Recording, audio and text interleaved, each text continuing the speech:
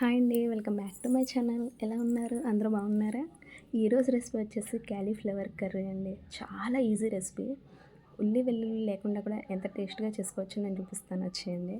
ముందుగా పోపు పెట్టుకొని ఆవాలు, జీలకర్ర, కరివేపాకు, ఇంగువ పోపు పెట్టి ఒక 3, 4 టమాటోస్ వేసి అందులోనే కొంచెం పసుపు, సాల్ట్ వేసి మూత పెట్టి ఒక 5-7 మినిట్స్ కుక్ చేయండి.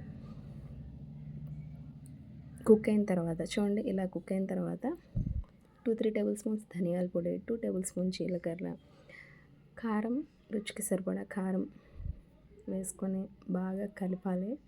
ఆ మసాలాస్ అన్నీ పట్టేంత వరకు కొంచెం కలుపుతూ ఉండండి. అడుగంటిపోకుండా చూసుకోండి. అడుగంటితే కర్రీ టేస్ట్ బాగోదు. ఆయిల్ అంతా పైకి తేలేంత వరకు కలపాలండి. చూడండి, ఈ విధంగా ఆయిల్ పైకి తేలుతుంది.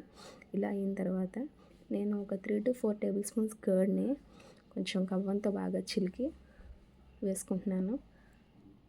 వేసిన తర్వాత బాగా మిక్స్ చేయాలి. అడుగంటకుండా చూసుకోండి. ఎక్కువసేపు కుక్ చేయకండి, కర్డ్ కదా విరిగిపోయినట్టు అయిపోతుంది. కొంచెం కన్సిస్టెన్సీ థిక్ అయ్యేంత వరకు కలుపుతూ ఉండండి. చూడండి, ఈ విధంగా రావాలి.